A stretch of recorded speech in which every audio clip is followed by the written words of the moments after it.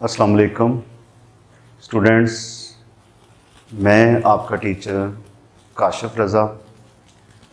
आज हम first year chemistry के चैप्टर नंबर फर्स्ट का जो टॉपिक पढ़ने जा रहे हैं वो है आइंस।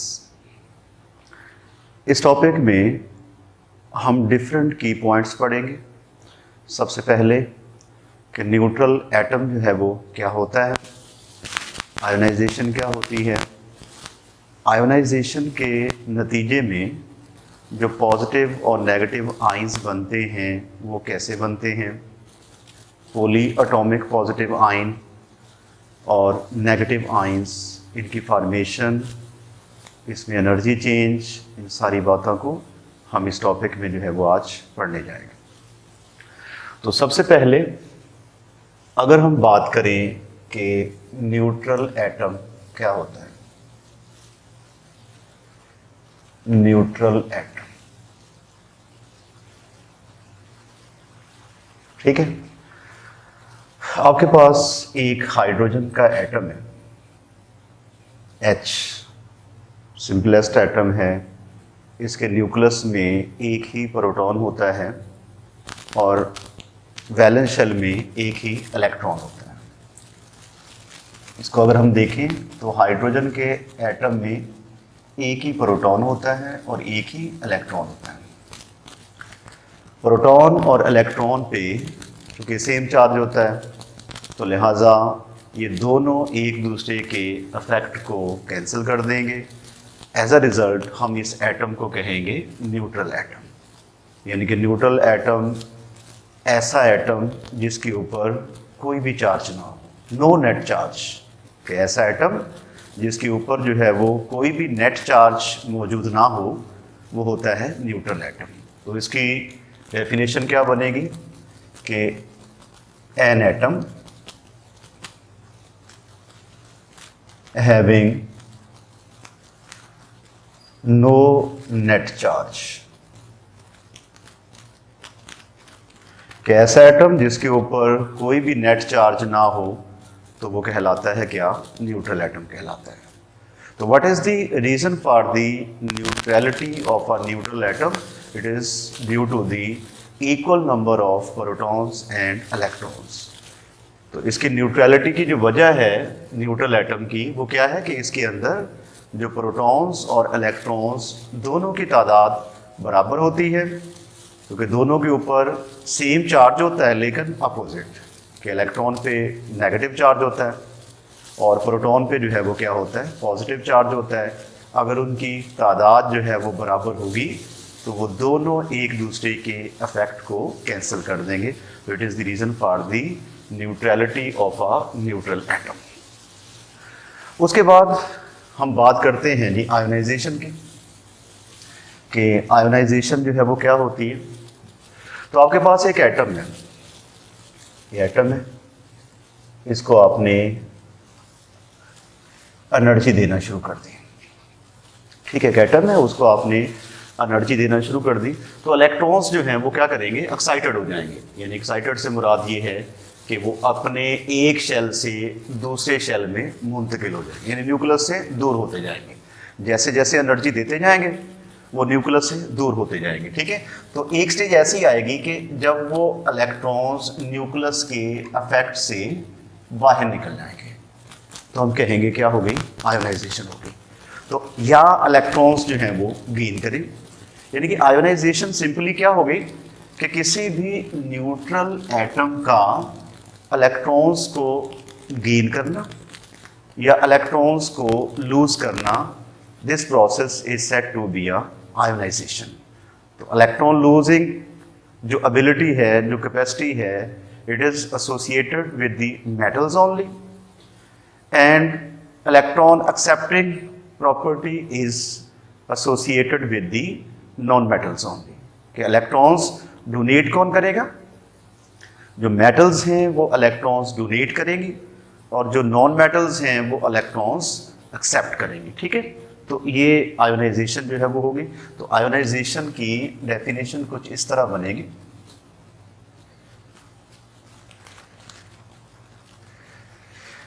formation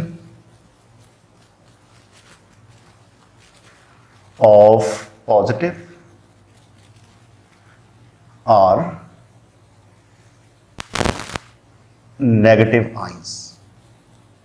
ठीक है, पॉजिटिव या नेगेटिव आइंस की फॉर्मेशन का जो प्रोसेस है it is said to be a ionisation. मसलन आपके पास जो है सोडियम है, सोडियम में एक इलेक्ट्रॉन डोनेट करने की टेंडेंसी होती है क्योंकि ये फर्स्ट ए ग्रुप का एलिमेंट है। तो जौन से ग्रुप का एलिमेंट होता है, मसलन आपके पास ये मैं लिखता हूँ जी फर्स्ट ए, इसमें है जी lithium, sodium, potassium, rubidium, caesium और फ्रेंशियम। ठीक है, तो ये फर्स्ट ए ग्रुप के जो एलिमेंट्स हैं ना, इन सब में एक इलेक्ट्रॉन्स डोनेट करने की टेंडेंसी है। ठीक है, तो पहले 4 ग्रुप्स तक जो है वो 3 ग्रुप्स तक यही सूरत हाल होती है कि जौन से ग्रुप का एलिमेंट होता है वो उतने ही इलेक्ट्रॉन्स डोनेट कर सकता होता है। मसलन आपके पास लिथियम है, ये फर्स्ट ग्रुप का एलिमेंट है, तो लिहाजा ये एक इलेक्ट्रॉन डोनेट करके कन्वर्ट हो जाएगा मोनो पॉजिटिव आयन में। तो सोडियम जो है ये एक इलेक्ट्रॉन डोनेट करेगा, सोडियम आयन बन जाएगा। पोटाशियम जो है वो एक इलेक्ट्रॉन डोनेट करेगा। इस तरह रुबीडियम, सीजियम जो है वो, फ्रेंशियम जो है ये एक रेडियो एक्टिव एलिमेंट है। तो अगर हम इनकी बात करें, इनको ज़रा ख़त्म करें, इनकी अगर हम बात करें तो लिथियम, सोडियम, पोटाशियम, इनमें एक एक इलेक्ट्रॉन्स डोनेट करने की टेंडेंसी है क्योंकि ये फर्स्ट ए ग्रुप के जो है वो एलिमेंट हैं। अगर हम सेकंड ए ग्रुप के एलिमेंट्स की बात करें, ये आपके पास हो गया जी सेकंड ए ग्रुप के एलिमेंट, जिसमें है beryllium, magnesium, calcium, strontium, barium और रेडियम। तो बेरिलियम चूंकि सेकंड ए ग्रुप का एलिमेंट है तो लिहाजा ये 2 इलेक्ट्रॉन्स डोनेट करेगा, Be पॉजिटिव 2 बन जाएगा। मैग्नीशियम जो है वो Mg पॉजिटिव 2 बन जाएगा। कैल्शियम जो है वो Ca पॉजिटिव 2 बनेगा। स्ट्रोंशियम जो है वो Sr पॉजिटिव 2 बनेगा। ठीक है, यहाँ पे बताने का मकसद ये है भी कि पहले 3 तक ये सूरत हाल होती है कि 3 ग्रुप्स के एलिमेंट्स अपने ग्रुप नंबर के बराबर ही इलेक्ट्रॉन्स जो हैं वो डोनेट करते हैं। तो लिहाजा इन न्यूट्रल एटम्स का आयंस में कन्वर्ट होना it is said to be a ionisation. जो मैंने डेफिनेशन यहाँ पे लिखी कि फॉर्मेशन ऑफ पॉजिटिव और नेगेटिव आयंस, तो ये जो मैंने एग्जांपल्स ली हैं ये फॉर्मेशन है पॉजिटिव आयंस की। इसी तरह एक थोड़ा सा और एग्जांपल कर लेते हैं। थर्ड ए ग्रुप के जो एलिमेंट्स हैं, थर्ड ए ग्रुप के जो एलिमेंट्स हैं इनमें है जी बोरॉन, एल्यूमिनियम और गैलियम। अब बोरॉन चूंकि इतना अच्छी मेटल नहीं है, इसमें इलेक्ट्रॉन डोनेट करने की इतनी ज़्यादा टेंडेंसी जो है वो नहीं है। यहाँ पे हम एल्यूमिनियम का देखेंगे। एल्यूमिनियम जो है इसमें 3 इलेक्ट्रॉन्स डोनेट करने की टेंडेंसी है, तो लिहाजा इसके ऊपर पॉजिटिव 3 जो है वो चार्ज आ जाएगा।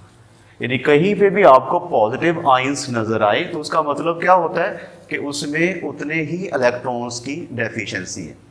अगर किसी आयन पे पॉजिटिव 1 चार्ज है तो इसका मतलब है उसमें से 1 इलेक्ट्रॉन रिमूव हुआ है। अगर किसी पे पॉजिटिव 2 चार्ज है तो उसका मतलब है कि उसमें से 2 इलेक्ट्रॉन्स रिमूव हुए हैं। अगर किसी पे पॉजिटिव 3 चार्ज है तो इसका मतलब है कि उसमें से 3 इलेक्ट्रॉन्स जो हैं वो रिमूव हुए हैं। तो ये इलेक्ट्रॉन हमने रिमूव किया। इलेक्ट्रॉन को रिमूव करने की प्रॉपर्टी किस में होती है? मेटल्स में होती है। ठीक है, तो ये बन गए आपके पास क्या? आयंस बन गए, पॉजिटिव आयंस बन गए। ये एक एग्जांपल अभी मैंने की है, नेगेटिव की बाद में हम करते हैं। तो इन आयंस का बनना जो है ये कहलाता है आयोनाइजेशन। ठीक है, और उसके बाद एक और बात, इंपॉर्टेंट बात भी, कि हमेशा इलेक्ट्रॉन्स को निकालने के लिए एनर्जी देनी पड़ती है। यानी कि क्वेश्चन ऐसे आपसे पूछा जा सकता है, आपको ऐसे जो है वो याद रहना चाहिए कि removal of an electron is an endothermic process. Question जरा नोट कर लें कि removal of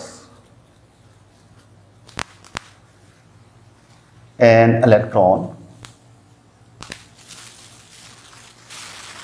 is an endothermic process.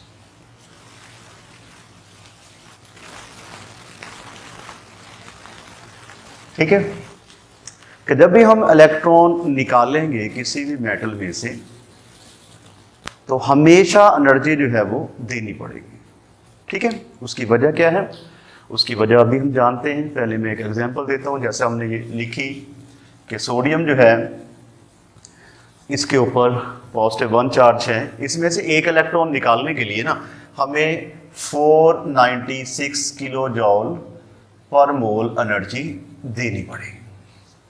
यानी कि अगर हम बात करें सोडियम की, कि सोडियम में से एक इलेक्ट्रॉन हमने निकाला, उसको निकालने के लिए हमें एनर्जी 496 किलो जॉल पर मोल जो है वो देनी पड़ेगी। इसी तरह अगर हम बात करें मैग्नीशियम की, मैग्नीशियम में से एक इलेक्ट्रॉन निकालने के लिए हमें एनर्जी देनी पड़ेगी 738 किलो जॉल पर मोल।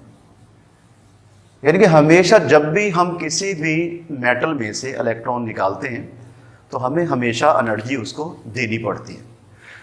उसकी वजह यह है कि हमने इलेक्ट्रॉन को निकालना है from the attractive forces of the nucleus.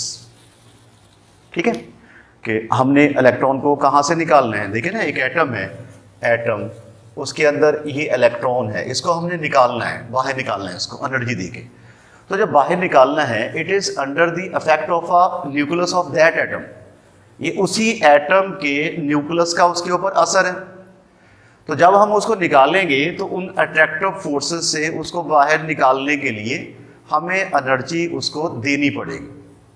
ठीक है, समझ आ गई कि जब भी हम इलेक्ट्रॉन निकालेंगे किसी भी एटम में से तो हमें उसको एनर्जी क्यों देनी पड़ती है? बिकॉज उसके ऊपर जो है वो न्यूक्लियस की अट्रैक्टिव फोर्सेस जो हैं वो अफेक्ट की होती हैं, तो इसलिए हमें एनर्जी उसको देनी पड़ती है। और वो प्रोसेस जिसमें एनर्जी जो है वो दी जाए वो क्या होता है? वो एंडोथर्मिक प्रोसेस होता है। तो इसका मतलब क्या हुआ कि removal of an electron is an endothermic process because energy is required to remove the electron from the attractive forces of the nucleus. ठीक है, कि हमने उसको एनर्जी क्यों देनी पड़ती है? क्योंकि हमें इलेक्ट्रॉन को न्यूक्लियस की अट्रैक्टिव फोर्सेस में से बाहर निकालना है, इसलिए हमें उसको एनर्जी देनी पड़ती है। और जिस प्रोसेस में एनर्जी दी जाए वो क्या होता है? वो एंडोथर्मिक प्रोसेस होता है। तो यहाँ पे मैंने लिखा कि जो सोडियम है इसकी जो वो जो एनर्जी देनी पड़ती है ना, that energy is said to be ionisation energy. इस एनर्जी को हम क्या कहेंगे? Ionisation energy.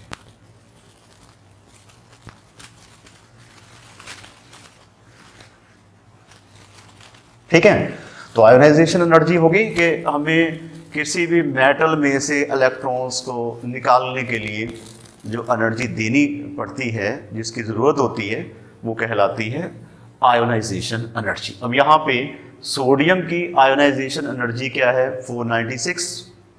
और मैग्नीशियम की जो आयोनाइजेशन एनर्जी है वो 738 किलो जॉल पर मोल है। तो इस एनर्जी वैल्यू से हम बता सकते हैं कि कौन सा जो है वो किस में मेटालिक करैक्टर जो है वो ज़्यादा है और किस में मेटालिक करैक्टर जो है वो कम है। मसलन आपसे कहा जाए कि सोडियम और मैग्नीशियम में से गुड मेटल जो है वो कौन सी है, तो गुड मेटल वो होगी जिसकी आयोनाइजेशन एनर्जी कम होगी। ठीक है, याद रखना है आपने कि आयोनाइजेशन एनर्जी जिस मेटल की जो है वो कम होगी उसका मेटालिक करैक्टर जो है वो ज़्यादा होगा। ठीक है, मतलब मेटल्स होती क्या है? क्या होती है मेटल्स? कि ऐसे एलिमेंट्स जिनमें इलेक्ट्रॉन्स डोनेट करने की टेंडेंसी जो है वो क्या हो? ज़्यादा हो, वो मेटल्स होते हैं। तो अब इसकी चूंकि लो है आयोनाइजेशन एनर्जी, इसका मतलब है कि ये आसानी से इलेक्ट्रॉन डोनेट कर देगा। और जो इसकी जो आयोनाइजेशन एनर्जी है वो 738 किलो जॉल पर मोल है। इसका मतलब है कि सोडियम के मुकाबले में इससे इलेक्ट्रॉन निकालना ज़रा मुश्किल होगा, ज़्यादा एनर्जी इसको देनी पड़ेगी, मुश्किल से इलेक्ट्रॉन को निकालेगा। तो इन दोनों का अगर हम मुवाजना करें तो इन दोनों में से सोडियम की आयोनाइजेशन एनर्जी जो कि कम है, इसमें इलेक्ट्रॉन डोनेट करने की टेंडेंसी ज़्यादा होगी, ये आसानी से इलेक्ट्रॉन डोनेट कर देगा मैग्नीशियम के मुकाबले में। तो इसका मेटालिक करैक्टर जो है वो सोडियम का मैग्नीशियम से क्या होगा, ज़्यादा होगा। यानी मेटालिक करैक्टर सोडियम का जो है वो मैग्नीशियम से ज़्यादा होगा।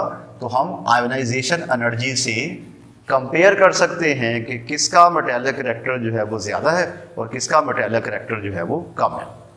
तो ये इसका एक प्रॉब्लम जो है वो आपने ज़हन में रखनी है कि इससे हम हेल्प ले सकते हैं मेटालिक करैक्टर को जज करने की। और दूसरे नंबर पे बात ये है कि अब हम पढ़ते हैं नेगेटिव आयंस की फॉर्मेशन जो है वो कैसे होती है। ये जो हमने पढ़ा सारा प्रोसेस, ये हमने पढ़ा है पॉजिटिव आयंस की फॉर्मेशन कैसे होती है। पॉजिटिव आयंस की formation by the removal of electron from a neutral atom, कि न्यूट्रल एटम में से जब भी हम इलेक्ट्रॉन्स को रिमूव करेंगे तो हमारे पास क्या बनेगा, पॉजिटिव आयन बनेगा। उसको हम बोलते हैं क्या, कैटायन। कैटायन या उसे बोलेंगे हम पॉजिटिव आयन, कैटायन या पॉजिटिव आयन। हाँ जी, cation is formed, cations are formed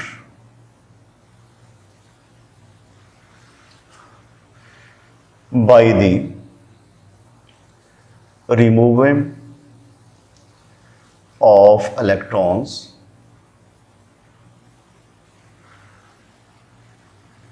from a neutral atom।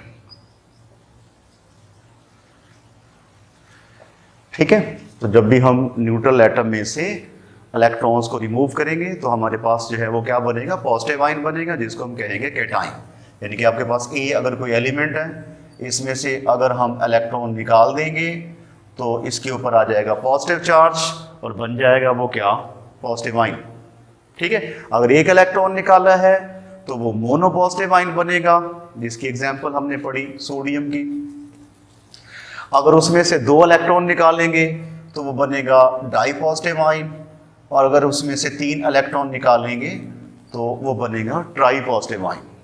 ठीक है, तो ट्राई पॉजिटिव आयन जो है वो आपके पास बन गया। तो जितना नेट चार्ज होता है किसी भी एलिमेंट पे, उसमें उतनी ही इलेक्ट्रॉन्स की जो है वो डेफिशिएंसी होती है। ठीक है, तो ये हमने पढ़ा पॉजिटिव आयंस के बारे में। उससे अगला है पॉली एटॉमिक पॉजिटिव आयंस। ठीक है, हमने आयोनाइजेशन न्यूट्रल एटम के बारे में पढ़ा, उसके बाद जो है आयोनाइजेशन के बारे में पढ़ा, कैटायंस की हमने बात की। अब हमने बात करनी है positive poly atomic positive ions की। के पास हो गया जी पॉली एटॉमिक पॉजिटिव आयन।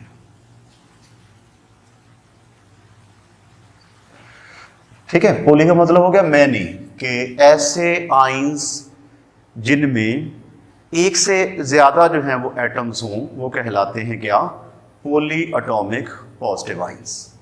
मसलन आपके पास हो गया जी हाइड्रोनियम आयन। ठीक है, हाइड्रोनियम आयन हो गया, आपके पास हो गया ammonium ion. These are polyatomic positive ions. ठीक है, ये जो हमने पहले एग्जाम्पल्स पढ़ी, इसमें Na पॉजिटिव था, Ca पॉजिटिव था, वो सिंगल एटम था। ठीक है, सिंगल एटम था। लेकिन यहाँ पे क्या हो गया, नंबर ऑफ एटम्स हो गए। यानी कि वाटर में हाइड्रोनियम आयन में 3 जो है वो आपके पास हाइड्रोजन है, एक आपके पास ऑक्सीजन है। अमोनियम आयन हो गया। These are polyatomic positive ions. या हम बात कर लेते हैं कार्बोकैटायन की। कार्बोकैटायन, कार्बोकैटायन होता है कि अगर आपके पास हाइड्रोकार्बन्स हैं, ठीक है, हाइड्रोकार्बन्स का आपको पता होगा the compounds of carbon and hydrogen. ठीक है, अगर हाइड्रोकार्बन में किसी भी कार्बन के ऊपर जो है वो पॉजिटिव चार्ज अपीयर हो जाए तो that hydrocarbon is said to be a carbocation. वो जो आयन बना है हाइड्रोकार्बन का उसको हम कहेंगे कार्बोकेटाइन। मसलन आपके पास आ गया जी CH3 CH2, यहां पे पॉजिटिव चार्ज आ जाता है। ठीक है तो ये एक हाइड्रोकार्बन जिसको हमने ड्राइव किया है फ्रॉम इथेन, यानी कि ये इथेन था, मैंने हाइड्रोजन निकाली, यहां पे आ गया पॉजिटिव चार्ज। तो अब इस हाइड्रोकार्बन पे जो चार्ज अपेयर हुआ है इस पूरे ओवरऑल जो आयन है आपके पास है तो positive ion which is a poly atomic positive ion, लेकिन इसको हम मखसूस नाम देंगे, वो है कार्बोकेटाइन। ठीक है कि अगर हाइड्रोकार्बन्स में किसी भी कार्बन के ऊपर पॉजिटिव चार्ज आ जाए तो it is said to be a carbocation. ठीक हो गया। तो ये हमने पढ़ा पॉली एटॉमिक पॉजिटिव आयंस के बारे में। तो अब हम पढ़ने जा रहे हैं नेगेटिव आयंस के बारे में कि नेगेटिव आयन क्या होते हैं और इनकी फॉर्मेशन जो है वो कैसे होती है। फॉर्मेशन ऑफ एनाइन, या ऐसे कर लें जी कि एनाइंस क्या होते हैं, या सिंपली इसको हम कहेंगे नेगेटिव आयन।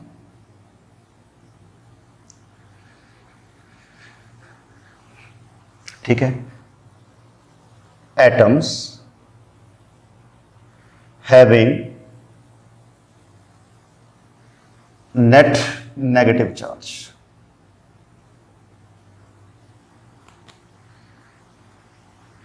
कि ऐसे एटम्स जिनके ऊपर जो है वो नेट नेगेटिव चार्ज हो वो कहलाते हैं क्या, एनाइंस कहलाते हैं, या उनको हम सिंपली कहेंगे नेगेटिव आयंस जो है वो कहेंगे। ठीक है। अच्छा, अब इनकी फॉर्मेशन कैसे होती है। फॉर्मेशन इस तरह होती है कि अगर कोई एटम इलेक्ट्रॉन्स गेन करे, एक्सेप्ट करे इलेक्ट्रॉन्स, और इलेक्ट्रॉन गेन करने की जो प्रॉपर्टी है it is associated with the non metals. मसलन आपके पास जो है वो ऑक्सीजन है, ऑक्सीजन में 2 इलेक्ट्रॉन्स एक्सेप्ट करने की टेंडेंसी है तो ये बन जाएगा O-2, नेगेटिव चार्ज इसके ऊपर आ गया क्योंकि इसने 2 इलेक्ट्रॉन्स एक्सेप्ट किए। अब ये जो नेगेटिव आयन बना है it is said to be anion. ठीक हो गया। और उसके बाद क्लोरीन है के पास, सेकंड एग्जांपल इसकी करते हैं क्लोरीन। तो क्लोरीन है आपके पास Cl, इसमें 1 इलेक्ट्रॉन एक्सेप्ट करने की टेंडेंसी होती है तो ये आपके पास बन गया Cl-1, 1 इलेक्ट्रॉन इसने एक्सेप्ट किया तो बन गया नेगेटिव आयन, एनाइन बन गया। यानी what is the reason for the formation of a negative ion. Negative ions कब बनते हैं, जब एटम्स इलेक्ट्रॉन्स जो हैं वो न्यूट्रल एटम्स इलेक्ट्रॉन्स एक्सेप्ट करते हैं उस वक्त नेगेटिव आयंस जो हैं वो बनते होते हैं। ठीक है। तो जब भी नेगेटिव आयन बनता है एनर्जी हमेशा रिलीज होती है। नेगेटिव आयन जब भी बनता है एनर्जी हमेशा रिलीज होती है। मसलन क्लोरीन को अगर हम बात करें तो इसमें 1 इलेक्ट्रॉन जब ऐड होता है तो एनर्जी रिलीज होती है -349 किलो जॉल पर मोल नेगेटिव, क्योंकि एनर्जी रिलीज हुई है। जब एनर्जी दी जाए वो पॉजिटिव होती है और जब एनर्जी रिलीज हो तो वो नेगेटिव होती है। ठीक हो गया। अब इसमें जो एनर्जी रिलीज हो रही है इसको हम कहेंगे, रिलीज होने वाली एनर्जी को हम कहेंगे इलेक्ट्रॉन अफिनिटी। ठीक है। तो इलेक्ट्रॉन अफिनिटी रिलीज होने वाली एनर्जी, जब हम आयोनाइजेशन करते हैं यानी कि इलेक्ट्रॉन ऐड करते हैं उसके नतीजे में जो एनर्जी रिलीज होती है वो कहलाती है इलेक्ट्रॉन अफिनिटी। और पहले केस में जो हमने एनर्जी जो है वो दी थी वो कहलाएगी आयोनाइजेशन एनर्जी। ठीक हो गया। तो नेगेटिव आयंस की फॉर्मेशन के वक्त एनर्जी रिलीज होती है, it is an exothermic process. ठीक है। तो addition of electron, addition of electrons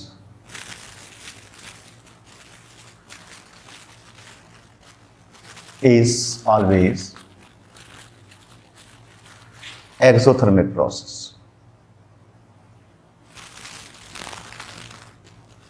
तो जब भी हम इलेक्ट्रॉन ऐड करेंगे, फर्स्ट इलेक्ट्रॉन ऐड करेंगे, उस वक्त एनर्जी हमेशा रिलीज होगी और उस रिलीज होने वाली एनर्जी को हम कहते हैं इलेक्ट्रॉन अफिनिटी। ठीक है। तो जब 1 इलेक्ट्रॉन ऐड करेंगे तो जो एनर्जी रिलीज होगी वो कहलाएगी फर्स्ट आयनाइजेशन एनर्जी। जब हम सेकंड इलेक्ट्रॉन उसमें जो है वो ऐड करेंगे तो हमें एनर्जी उसको जो है वो देनी पड़ेगी, बजाय रिमूव होने के देनी पड़ेगी, ठीक है। तो इसलिए हम कहते हैं कि सेकंड इलेक्ट्रॉन अफिनिटी जो है वो क्या होती है, वो हमेशा पॉजिटिव होती है, क्योंकि हमें इलेक्ट्रॉन को, सेकंड इलेक्ट्रॉन को ऐड करने के लिए हमें हमेशा एनर्जी उसको देनी पड़ेगी। ठीक हो गया। तो ये हमारा जो आज का टॉपिक था, ये हमारा आयंस के बारे में था, जिसमें हमने डिफरेंट पॉइंट्स पढ़े, न्यूट्रल एटम के बारे में पढ़ा, उसके बाद आयोनाइजेशन के बारे में पढ़ा, केटाइन कैसे बनते हैं, केटाइन की डिफरेंट टाइप्स पढ़ी, जिसमें हमने monopositive ion, dipositive ion, tripositive ion और पोली पॉजिटिव आयंस के बारे में पढ़ा। उसके बाद हमने एनाइन के बारे में पढ़ा और कार्बोकेटाइन के बारे में पढ़ा। तो आज का हमारा लेक्चर जो है वो आयंस के बारे में था। अगली वीडियो में मिलेंगे, उस वक्त तक के लिए अल्लाह हाफिज़।